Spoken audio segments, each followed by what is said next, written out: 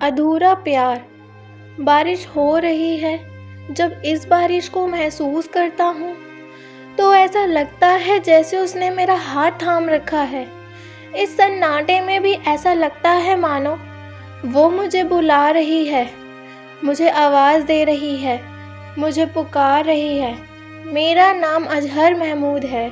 मुझसे ज़िंदगी में सिर्फ एक गलती हो गई कि मैंने एक हिंदू लड़की से प्यार कर लिया जिसका नाम आस्था था। मैंने अपनी ज़िंदगी में इतना प्यार शायद कभी किसी से नहीं किया था जितना कि आस्था को करता था। हमारा कॉलेज ख़त्म हुआ, जॉब भी लग गई और वो दिन भी आ गया जिस दिन हमने फ़ैसला किया कि एक दूसरे के घर वालों को अपने रिश्ते के बारे में बताएंगे। 1 मई 2023 का दिन था जब मैंने अपने घर वालों को आस्था के बारे में बताया था। अब्बा वो तो जैसे सदमे में चले गए थे। मैंने अपना पूरा दिल खोलकर उनके सामने रख दिया था, लेकिन वो तो मानने को तैयार ही नहीं थे। वहीं आस्था के घर वाले भी इस रिश्ते के बिल्कुल खिलाफ थे। अब हम बड़ी दुविधा में फंसे हुए थे।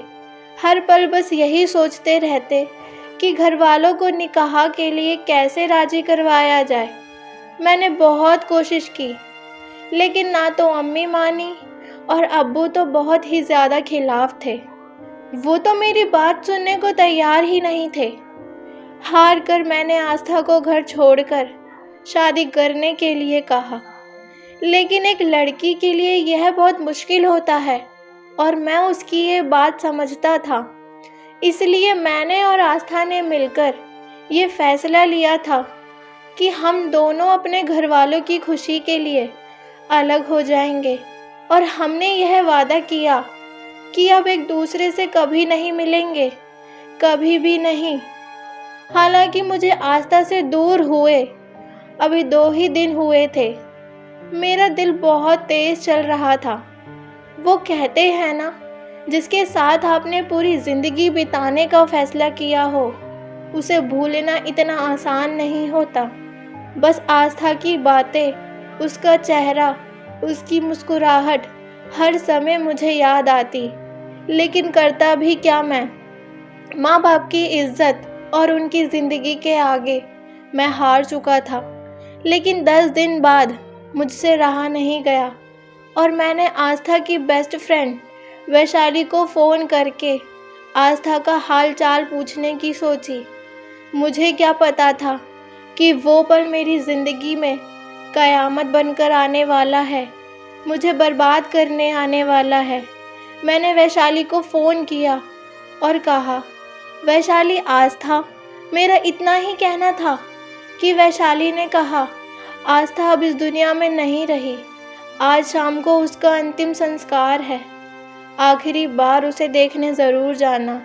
ये सुनकर जैसे मेरी पूरी ज़िंदगी थम गई थी। शव भीतर ही पड़ी है, सफ़ेद चादर में। मैं आस्था का चेहरा नहीं भूल पा रहा हूँ। मुझे वैशाली ने बताया, तुम्हारे बिना उसे ज़िंदगी जीना एक बोझ लग रहा था। वे अपने मम्मी पापा के खिलाफ जाने की सोच नहीं सकती थी, तब उसे मरना ज़्यादा आसान लगा। ये सुनकर मैंने सोचा और कहा कि मैंने अपने दिल की सुनी होती, जहाँ सिर्फ वह और मैं होते, लेकिन ये हो नहीं सकता था। आस्था की याद में मैं सिर्फ इतना कहूँगा, बहुत उदास है कोई तेरे जाने से। हो सके तू लौट आ किसी बहाने से। तू चाहे जितनी दूर हो, लेकिन एक बार तो देख, कोई टूट गया तेरे जाने से। सच में तुम्हारे जाने के बाद अब ऐसा लग रहा है जैसे मानो शरीर में जान ही नहीं है। I love you Aastha, love you for ever.